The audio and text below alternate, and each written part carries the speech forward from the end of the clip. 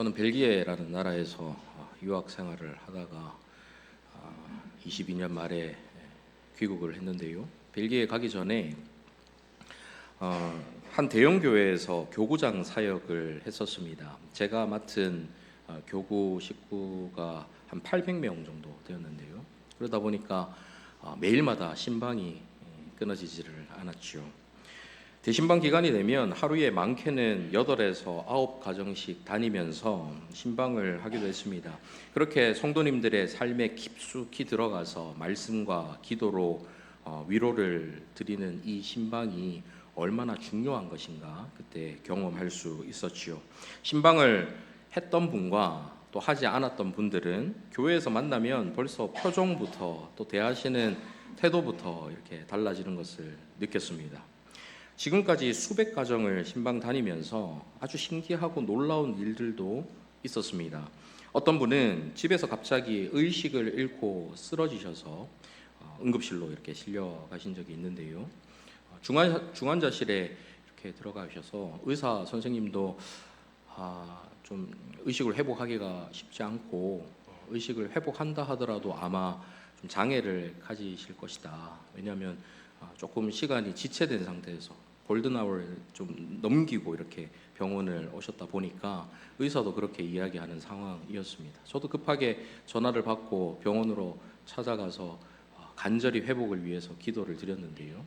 이분이 2주 후에 병원에서 걸어서 나오셨습니다.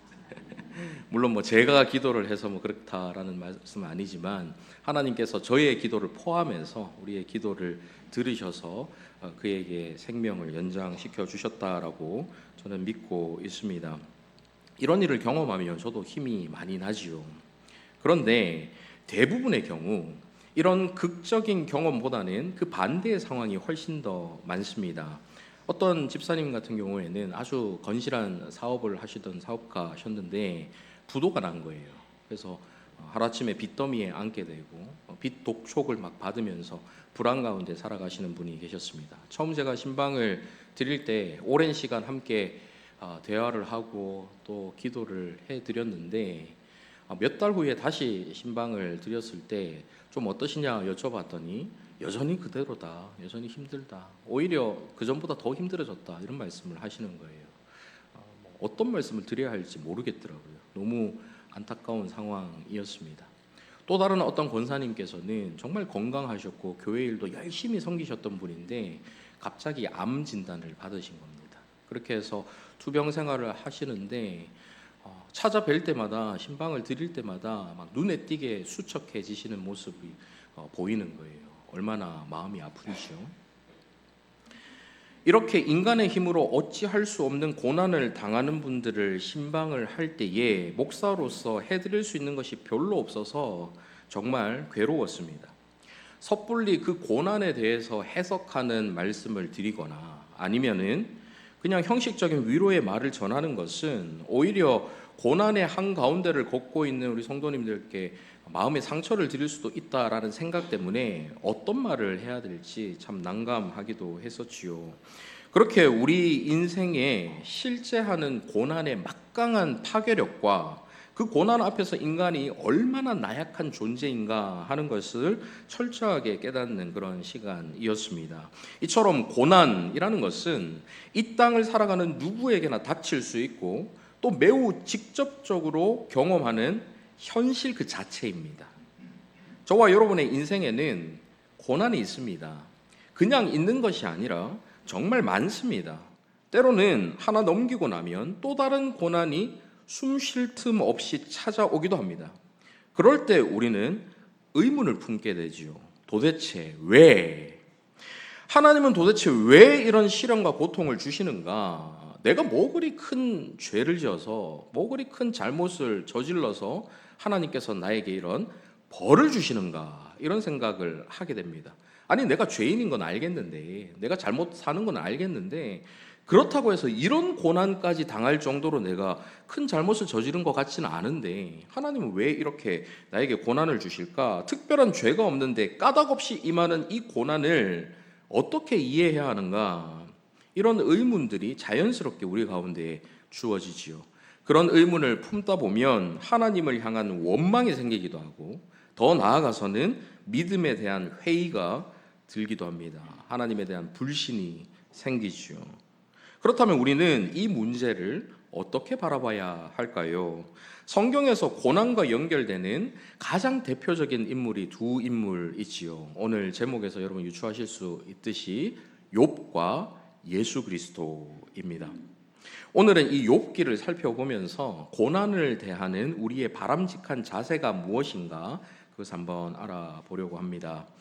처음부터 약간 김 빠지는 말씀을 먼저 드리자면 욥기에는 위에서 제기했던 이 고난의 문제, 곧 왜 고난이 우리의 현실 가운데 있는가 하는 것에 대한 답이 없습니다. 욥과 친구들은 고난의 원인, 고난의 이유에 대해서 아주 길게 논쟁을 하는데요. 하나님 말씀에 순종하면 복을 받고 하나님의 말씀을 거역하고 불순종하면 벌을 받는다.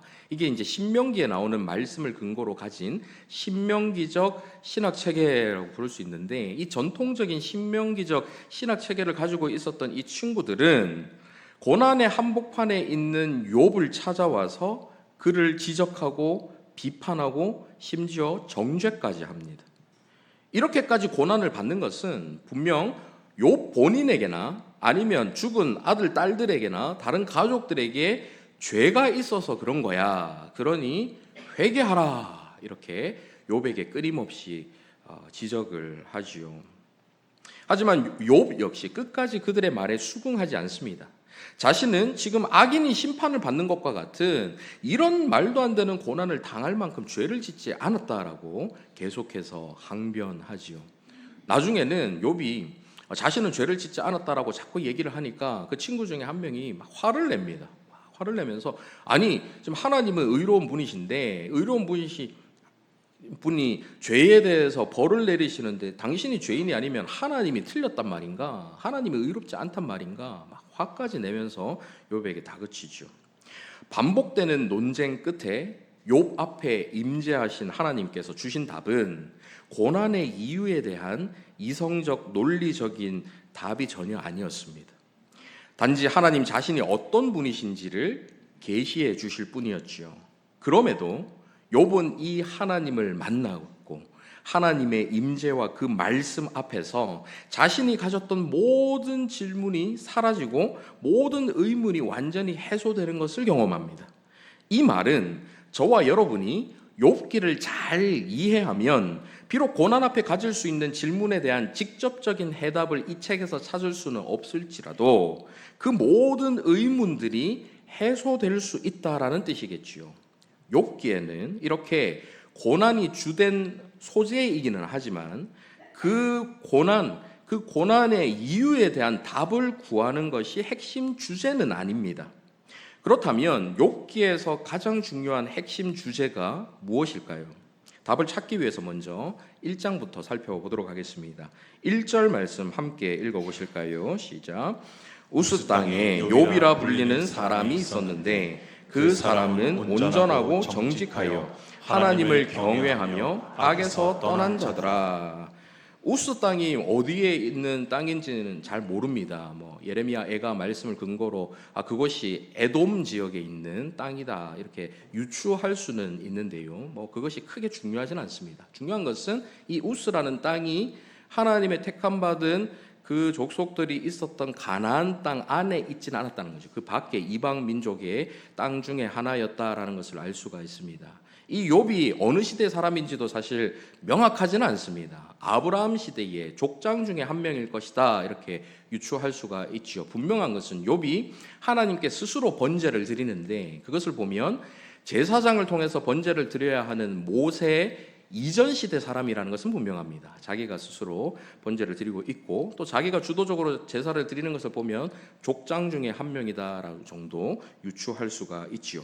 그보다 중요한 것은 그 땅에 사는 이 욥이라는 인물이 어떤 사람인지를 설명하는 그 다음 내용입니다. 그 사람은 온전하고 정직하여 하나님을 경외하며 악에서 떠난 자더라. 욥에 대해서 지금 4가지 특징에 대해서 말씀하고 있지요. 무엇입니까? 온전하고 정직하여 하나님을 경외하며 악에서 떠난 자. 그런데 욥에 대한 이 설명을 하나님께서 그대로 받으셔서 그것도 두 번이나 직접 반복해서 말씀하십니다. 1장 8절 한번 보십시오. 여호와께서 사탄에게 이르시되 내가 내 종 욥을 주의하여 보았느냐, 그와 같이 온전하고 정직하여 하나님을 경외하며 악에서 떠난 자는 세상에 없느니라.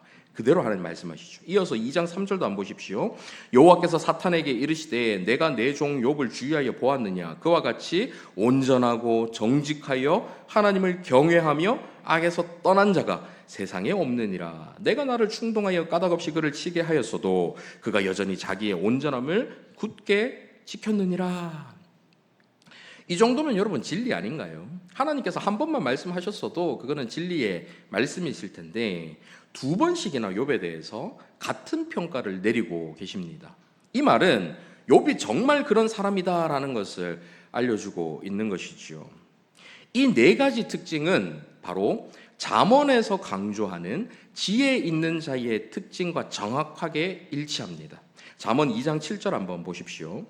그는 정직한 자를 위하여 완전한 지혜를 예비하시며 행실이 온전한 자에게 방패가 되시나니. 정직한 자, 온전한 자 이렇게 나오지요. 그 다음 잠언 3장 7절도 한번 보십시오. 스스로 지혜롭게 여기지 말지어다 여호와를 경외하며 악을 떠날지어다. 여호와를 경외하며 악을 떠날지어다.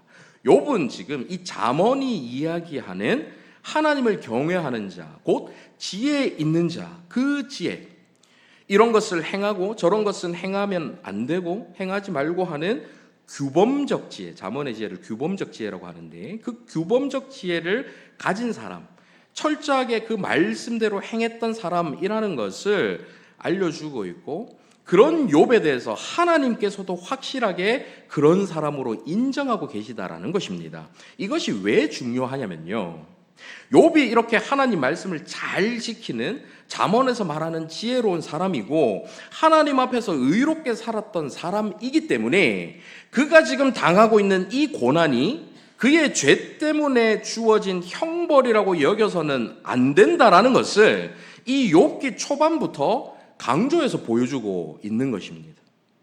그 뒤에 나오는 친구들의 정죄가 모두 틀렸다라는 것이죠. 이러한 사실은 욥기 마지막에서 하나님께서도 확증해 주시는데요. 오늘 본문 바로 그 다음 구절 한번 보십시오. 42장 7절입니다. 같이 한번 읽어 보실까요? 시작. 여호와께서 욥에게 이 말씀을 하신 후에 여호와께서 대만 사람 엘리바스에게 이르시되 내가 너와 내 두 친구에게 노하나니 이는 너희가 나를 가리켜 말한 것이 내 종 욥의 말 같이 옳지 못함이니라. 하나님께서 욥을 정죄했던 친구들에게 노하십니다. 화를 내시죠. 하나님을 가리켜 그들이 말한 것이 옳지 않다라고 말씀하고 계십니다. 그들은 하나님께서 착한 행동을 한 사람, 의롭게 살아간 사람에게는 상을 주시고 그렇지 못한 사람, 죄를 지은 악인에게는 벌을 주신다. 지금 욥이 벌을 받고 있기 때문에 욥이 죄를 지었을 것이다 이렇게 생각하고 있는 것이죠. 유명한 구절, 내 시작은 미약하였으나 나중은 창대하리라, 이 말씀도 하나님께서 주신 말씀이 아니라 이 욥의 친구가 욥을 보면서 네가 지금 죄 때문에 이렇게 비참한 상태에 있는데 네가 회개하고 하나님께 돌아오면 하나님께서 네 나중을 창대하게 해주실 거야, 이런 의미거든요. 계속해서 욥에게 다그칩니다. 죄 때문에 그런 거야. 이 사람들은 지금 하나님에 대해서 자기들의 생각대로 하나님께서 움직이셔야 된다라고 생각하는 거예요. 욥이 만약에 죄 없이 벌을 받는 거면 하나님이 의롭지 않다라는 뜻이 되니까 그런 하나님은 자기들이 생각하는 하나님이 아니라는 것입니다. 자신들의 생각에 하나님을 제한하는 것이죠. 고난은 결국 죄의 결과라는 이 오래된 선입견들이 오늘날 저와 여러분에게까지 내려와 있는 것을 종종 발견합니다. 어떤 어려움을 당하면 우리는 가장 먼저 내가 무슨 죄를 지었지? 분명 어떤 잘못을 저질렀기 때문에 하나님께서 벌을 내리신 거야, 내가 벌 받은 거야, 이런 생각부터 자연스럽게 들곤 하지요. 물론 하나님께서는 저와 여러분이 어긋난 길, 잘못된 길을 걸어갈 때에 이 고난이라는 메가폰을 사용하셔서 저와 여러분이 깨달을 수 있도록, 그리고 다시 돌이킬 수 있도록, 회개할 수 있도록 하시기도 합니다. 하지만 욥기에서는 그런 생각으로 하나님을 제한하지 말라라고 명하고 계신 것입니다. 하나님에 대해서 그저 어떤 상황에서도 예외 없이 잘하는 사람 상을 주고 못하는 사람 벌을 주는 기계적인 공식 안에 갇힌 분으로 여기지 말라는 거예요. 내가 생각하는 하나님은 이러셔야 돼. 사랑의 하나님은 저렇게 하셔야 돼. 공의의 하나님은 이런 일을 하셔야 돼. 내가 그리고 있고 내가 생각하는 그 하나님이라는 그림의 하나님이 맞지 않으면 내가 틀렸다고 생각을 해야 되는데 이상하네? 하나님이 내가 생각했던 하나님이 아니네? 이러면서 불신하게 되는 거예요. 믿음이 흔들리게 되는 것입니다. 자신의 생각으로 하나님을 제한하는 그 친구들과 같은 그런 생각들이 아주 위험한 것이죠. 모든 것으로부터 완전히 자유로우신 절대자 하나님을 모독하는 것입니다. 그 누구보다도 지혜로우신 전지하신 하나님께서 지혜롭게 이렇게도 행동하시고 저렇게도 행동하시는데 우리의 기준대로 하나님을 제한하면 그 하나님을 모독하는 것이 되는 것이죠. 더군다나 이런 생각에 사로잡혀 있는 사람은 현실 속에서 그렇지 않은 상황을 만날 때에 극심한 혼란에 빠질 수밖에 없습니다. 가령 정말로 신실한 그리스도인이 맞은편에서 달려오는 음주운전 차량에 치여서 아주 심각한 장애를 가지게 되었다고 한번 생각해 보십시오. 아무것도 모르는 어린 아기가 악한 양부모를 잘못 만나서 잔인한 학대를 당하게 되었다고 한번 생각해 보십시오. 이런 상황은 의로운 자가 복을 받고 악한 자가 벌을 받는다라는 이 공식에 대입하면 안 맞는 상황 아닙니까? 그러면은 결국 두 가지 종류의 결론으로 향하게 되죠. 이런 생각을 한 사람들은 고난당하는 사람들이 자신들도 모르는 죄가 있어서 이렇게 벌 받은 거야. 마치 욥의 친구들처럼 그런 식으로 이 현실을 부정하거나 왜곡하는 현상이 생길 수 있고요. 또 다른 오류는 의로운 사람에게 고난을 주시는 악한 하나님, 선하거나 사랑의 하나님이 아니라 악한 하나님으로 여기면서 하나님을 불신하게 되거나 이런 오류에 빠지게 되는 것입니다. 둘 다 모두 우리의 신앙에 악영향을 끼치는 것이죠. 하나님께서는 이 욥기를 통해서 저와 여러분이 처한 현실을 정확하게 바라볼 수 있도록 하시는 것입니다. 우리의 현실 속에서는 이유를 알 수 없는 고난들이 일어나요. 분명 죄가 없어 보이는데, 그렇게 잘못한 것이 없어 보이는데 의로워 보이는 신실한 사람들도 큰 병에 걸리기도 하고 사업이 망하기도 합니다. 그것이 우리의 현실이지 않습니까? 지금 처해 있는 이 현실을 있는 그대로 정확하게 볼 수 있도록 만들어 주시는 거죠. 잠언의 가르침을 그대로 구현하고 있는 의로운 자에게도 이유를 알 수 없는 고난이 있을 수 있다. 고난이라는 것이 꼭 자신에게 있는 죄의 결과로만 주어지는 것이 아니다. 오늘날 현실 속에서 무수히 많이 일어나는 까닭 없는 고난들에 대해서 있는 그대로 이해할 수 있도록 해주시는 것입니다. 이런 것을 깨닫게 해주시는 더 중요한 이유가 따로 있는데요.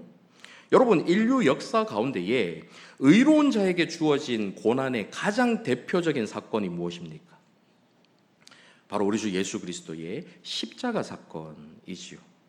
욥기에서 하나님께서 욥에 대해서 의롭다 선언을 해주시고 그의 고난이 그의 죄 때문이 아니라는 것을 보여주시는 결정적인 이유는 정말로 의로우신, 철저하게 의로우신 예수 그리스도께서 십자가를 지신 것이 예수 그리스도 자신의 죄 때문에 형벌로 받는 것이 아니라 인류의 죄를 대신 떠안아서 죽음을 당하신 의로운 죽음이다라는 것을 보여주시기 위해서 욥기를 읽는 모든 사람들로 하여금 확실하게 알 수 있도록 하기 위한 것이죠.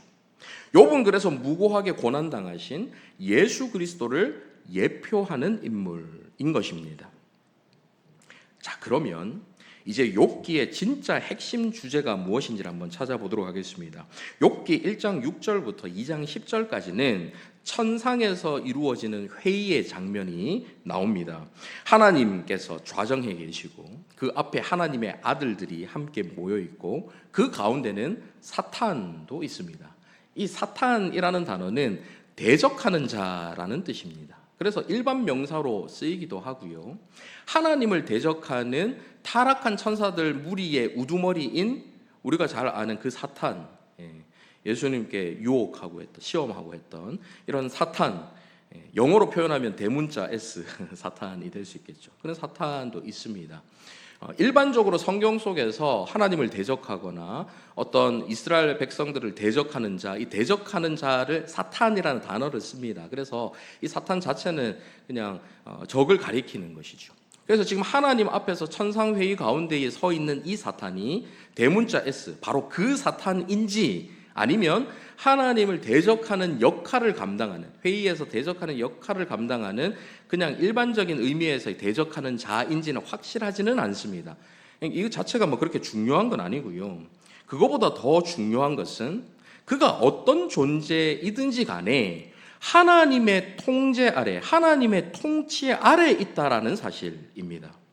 욥에게 고난을 주는 것도 하나님의 허락하심 없이는 결코 행할 수 없다라는 것, 욥의 생명을 해하지 말라라는 하나님께서 지시를 내리심을 통해서 그 모든 상황이 하나님의 통제 가운데 이루어지고 있다라는 것을 분명하게 보여주고 계신 것입니다. 이것이 중요한 것이죠. 자, 신비로운 하나님의 천상의 회의, 거기서 뭐 사탄이 누구냐, 어떻게 하나님 아들들이 뭘 가리키냐, 이런 것들은 좀 지엽적인 문제입니다. 더 중요한 본질을 우리는 잘 알아야겠죠. 하나님과 사탄의 대화를 한번 보십시오. 먼저 1장 8절과 9절입니다. 여호와께서 사탄에게 이르시되 내가 내 종 욥을 주의하여 보았느냐, 그와 같이 온전하고 정직하여 하나님을 경외하며 악에서 떠난 자는 세상에 없느니라. 하나님의 아까 살펴보셨던 평가가 이루어지죠. 그러자 사탄이 대답을 합니다. 사탄이 여호와께 대답하여 이르되 욥이 어찌 까닭없이 하나님을 경외하리까. 사탄은 참소하는 자입니다.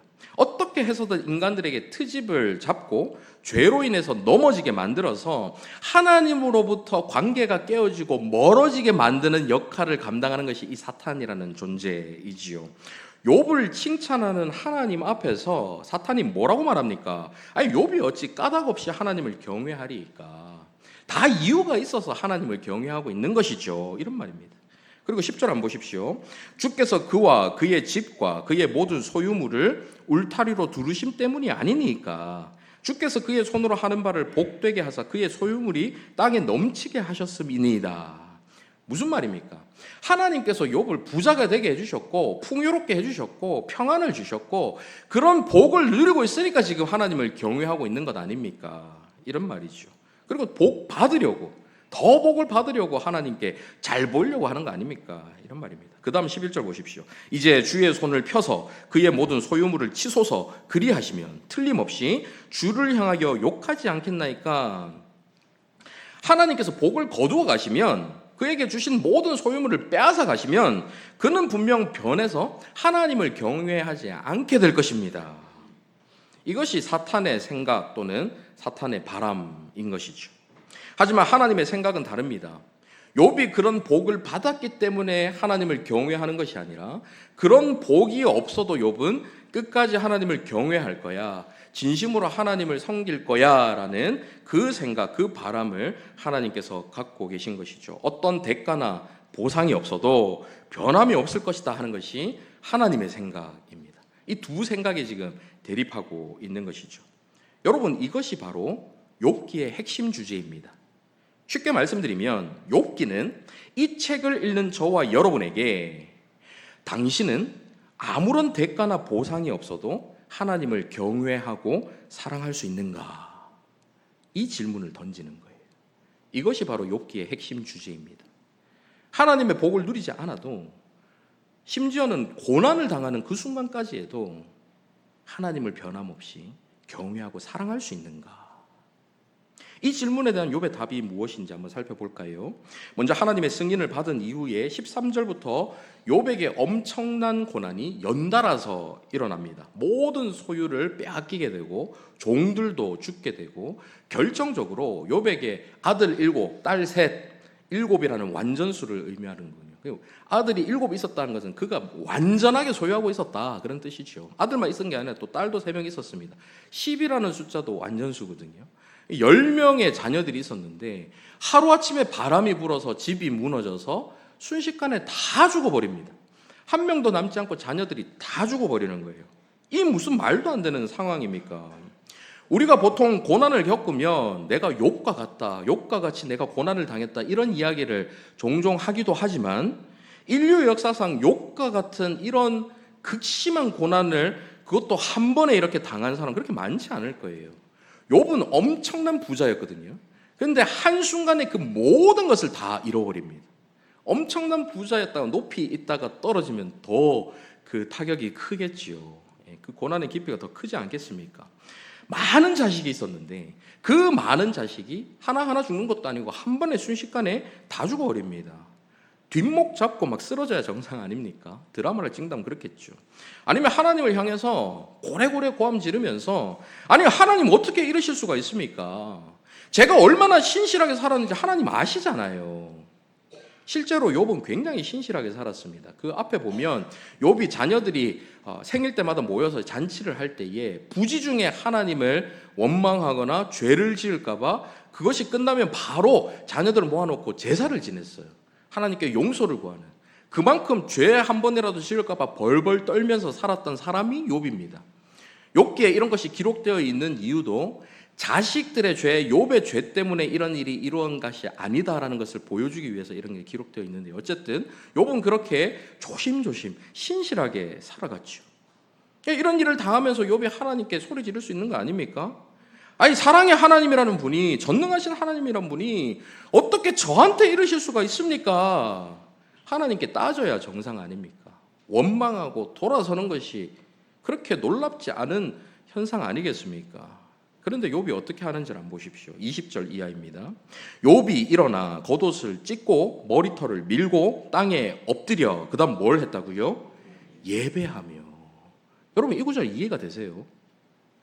자기가 가지고 있는 모든 것을 한순간에 잃어버렸는데 심지어 내 생명보다도 소중한 자식들이 전부 다 죽어버렸는데 그 상황에서 듣자마자 바로 그 자리에 엎드려서 하나님을 예배합니다.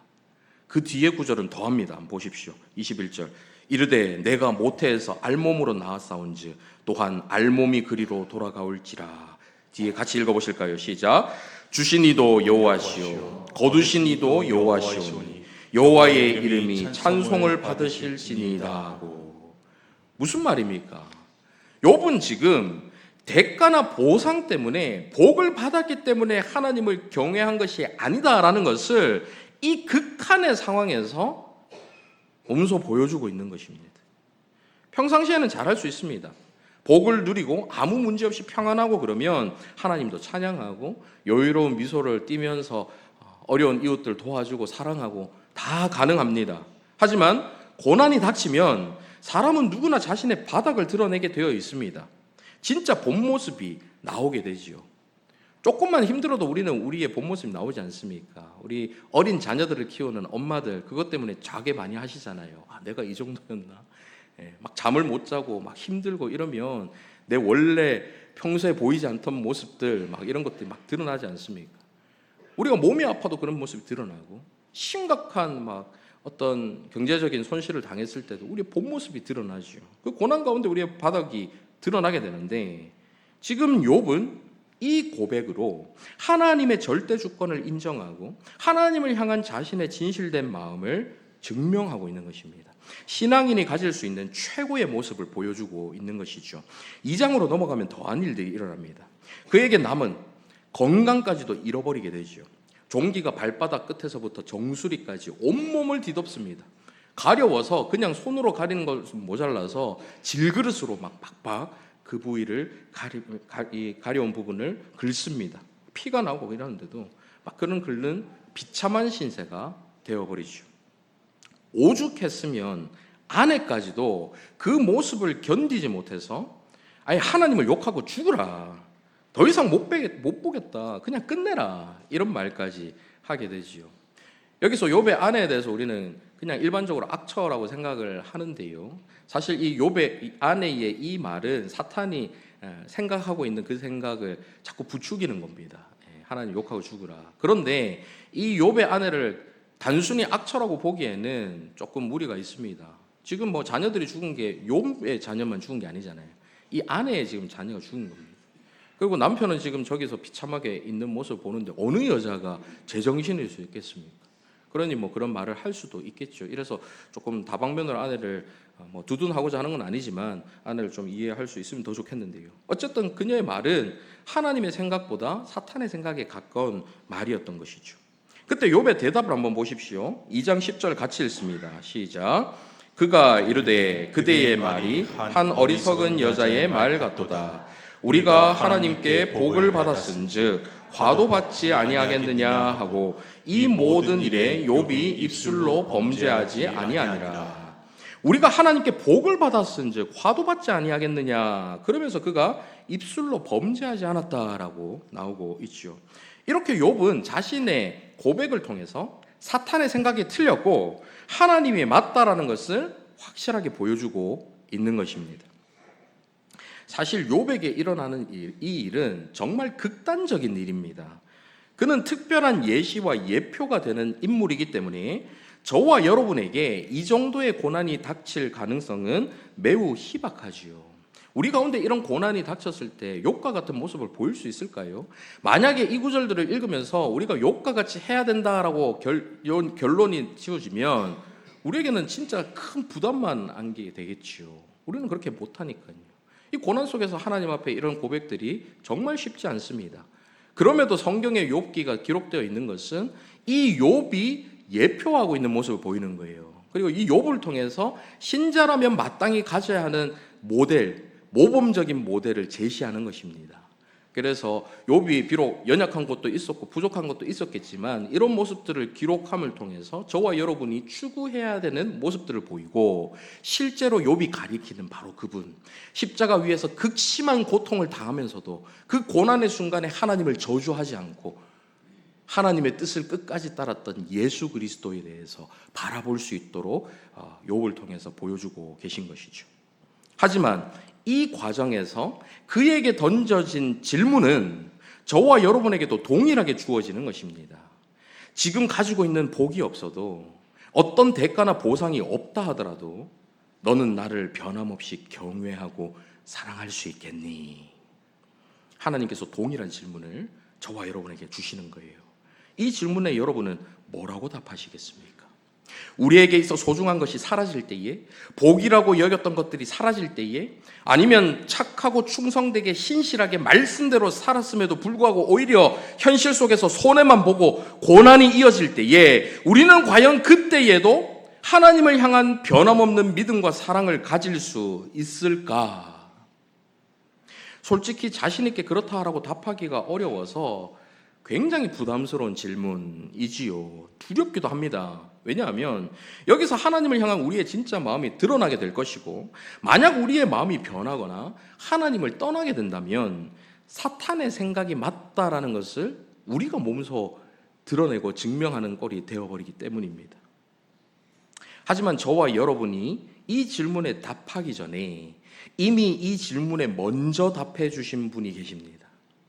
우리가 아직 죄인 되었을 때에 우리를 위하여 죽으심으로 우리에 대한 하나님의 사랑을 확증해 주신 분, 우리가 아직 죄인 되었을 때라는 것은 우리를 통해서 얻을 수 있는 것이 아무것도 없는 상태입니다.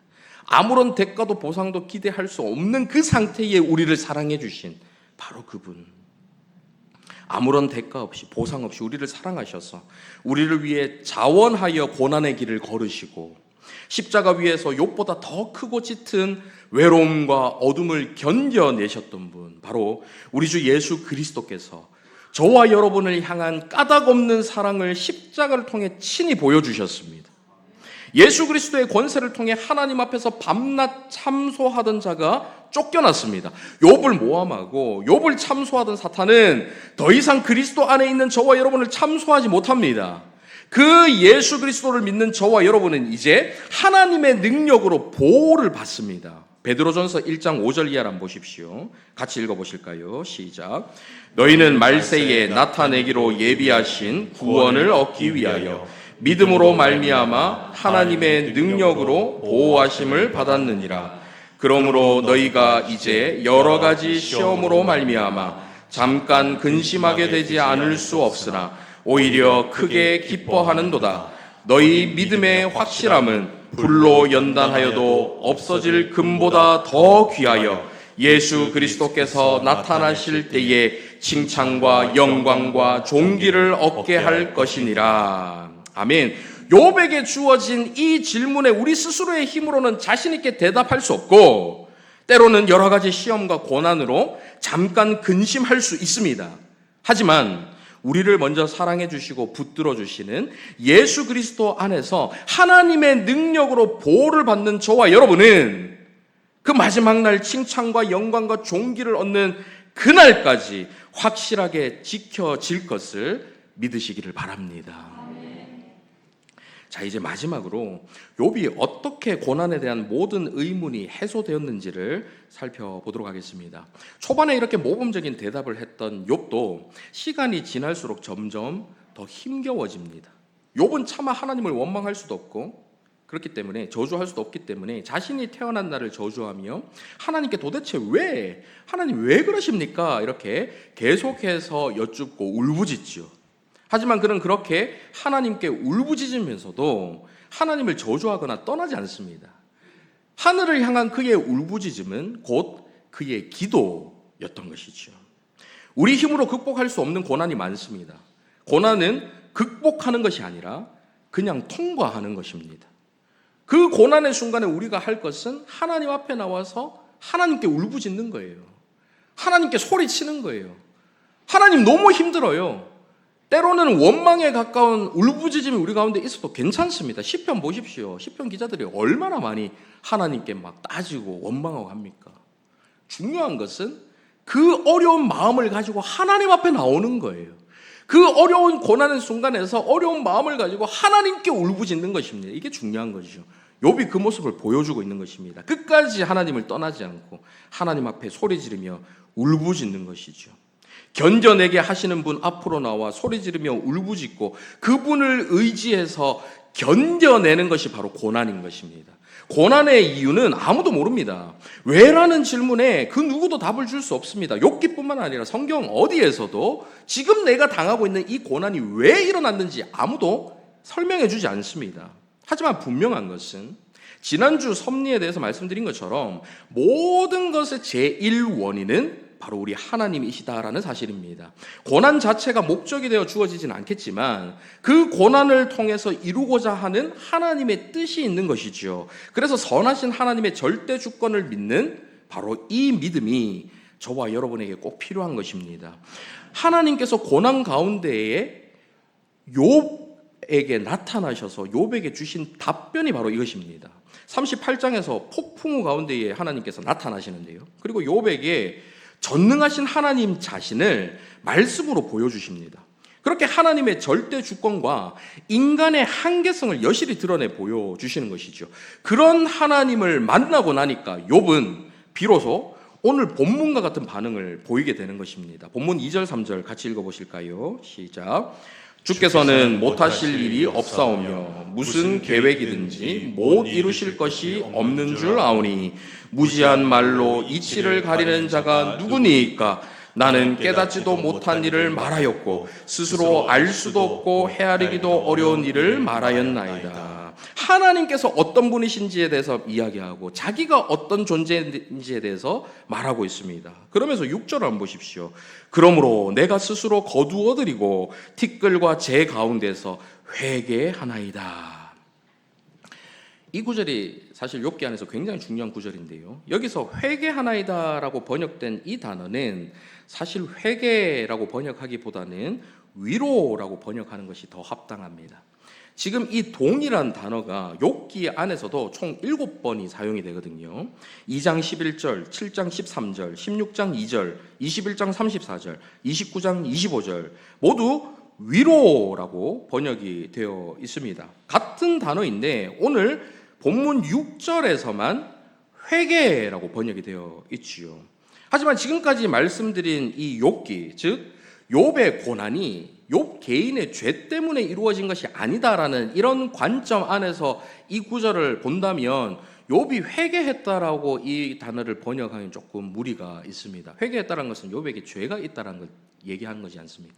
물론 욥이 죄가 있죠. 그러나 욥기에서 강조하고 주목하고자 하는 것은 욥의 죄가 아닙니다.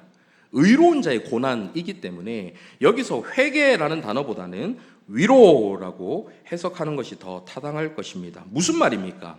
욥은 지금 위대하신 하나님의 그 압도적인 영광 앞에 서 있습니다. 그리고 고난을 포함한 자신의 인생 전체가 그 전능하신 하나님의 손에 의해서 이끌림 받고 있다는 사실을 확인하게 되지요.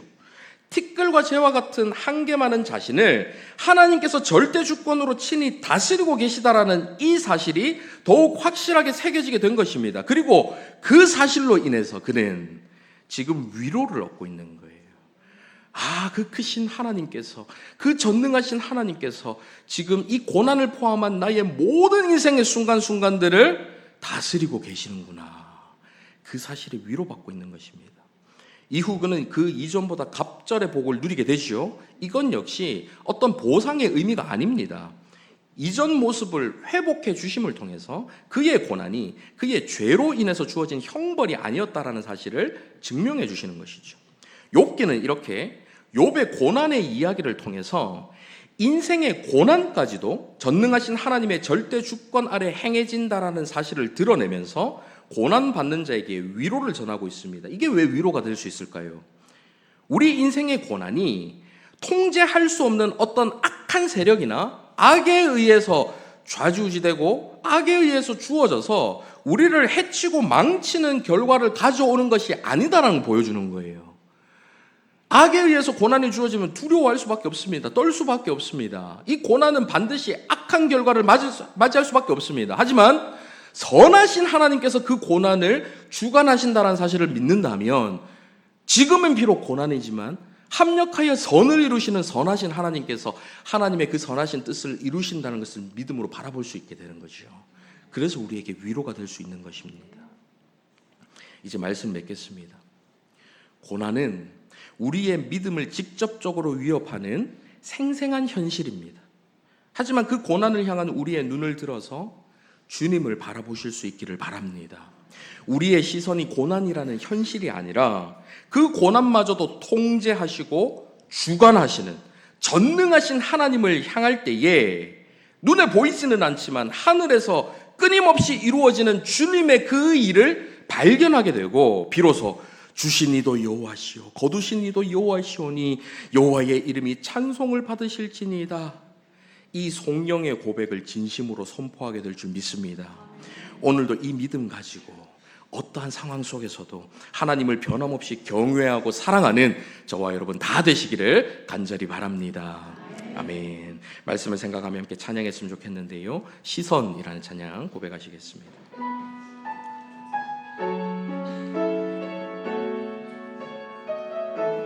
내게로부터 눈을 들어 내게로부터 눈을 들어 주를 보기 시작할 때 주의 일을 보겠네. 내 작은 마음 돌이키사 하늘에 꿈꾸게 하네. 주님을 볼 때 한 번 더 고백합니다. 내게로부터 눈을 들어 내게로부터 눈을 들어 주를 보기 시작할 때 주의 일을 보겠네. 고난 속에서 작아진 이 마음 내 작은 마음 돌이키사 하늘에 꿈꾸게 하네. 주님을 볼 때 모든 시선을 주님께 드리고 살아계신 하나님을 느낄 때 내 삶은 주의 역사가 되고 하나님이 일하기 시작 모든 시선을 눈앞에 보이는 고난이 아니라 우리와 함께 하시는 주님께 우리의 시선을 드리고 살아계신 하나님을 느낄 때에 비록 내 삶 속에서는 고난이 이어지지만 그 고난의 삶 속에서 주의 역사가 나타나고 하나님이 일하기 시작하네. 일하기 시작하네. 이 시간 말씀을 생각하며 함께 기도했으면 좋겠는데요. 여러분, 인생은 크고 작은 고난들의 연속입니다. 하나님의 절대 주권을 믿는 우리는 이 고난들까지도 결국 하나님의 계획과 통제 안에서 그분의 선한 뜻을 이루시기 위한 도구라는 것을 믿습니다.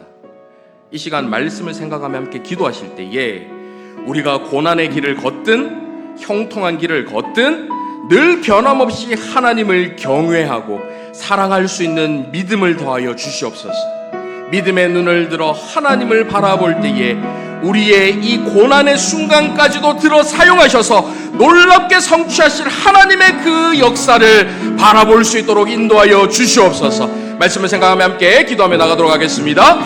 살아계신 아버지 하나님, 우리의 인생 가운데 고난의 길을 걸을 때가 있습니다. 어려운 형편 속에 짧을 때가 있습니다. 그 속에서 우리는 도대체 왜 하나님께서 이런 고난을 주시는가 질문하며 나아갈 때가 참 많이 있습니다. 연약한 우리의 모습 속에서 고난의 눈을 두는 것이 아니라 우리의 시선을 들어, 우리의 눈을 들어 살아계신 하나님을 바라보게 하여 주시옵소서. 선하시고 전능하신 하나님을 바라보게 하여 주시옵소서. 하나님의 절대 주권을 인정하며 주신 이도 하나님이시요 취하신 이도 여호와 하나님이시니 여호와의 이름만이 높임을 받으시리라, 찬송을 받으시리라. 성령의 고백이 우리 입술에서 끊어지지 않도록 어떠한 상황에서도 그 찬양 올려드릴 수 있도록 인도하여 주시옵소서. 그러기 위해서 우리에게 더욱 굳건한 믿음이 필요하오니 저희에게 믿음을 더하여 주시고, 고난이 죄의 결과가 아니라 이 의로운 자의 고난도 현실 속에서 일어난다는 것을 받아들이며 그 고난의 때를 주님과 함께 주님을 의지하며 잘 통과해내는 우리 모두가 될 수 있도록 주님 역사하여 주시옵소서. 하나님 함께 하시고 붙드실 줄 믿사옵고 살아계신 예수님의 이름으로 기도합나이다. 아멘. 전능하신 아버지 하나님, 저희에게 복이 있고 없고 보상과 대가가 있고 없고에 하나님을 향한 마음이 달라지지 않게 하여 주시옵소서. 하나님께서 우리의 아버지 하나님 되시기 때문에 그 사실만으로 사랑하고 경외하는 진실된 마음을 늘 품게 하여 주시옵소서. 인생의 고난의 때를 걷는다 할지라도 그 모든 것을 주관하시는 전능하신 하나님을 신뢰함으로 끝까지 버텨내고 넉넉히 통과해내는 저희 모두가 될 수 있도록 인도하여 주시옵소서. 살아계신 예수 그리스도의 이름으로 기도하옵나이다. 아멘.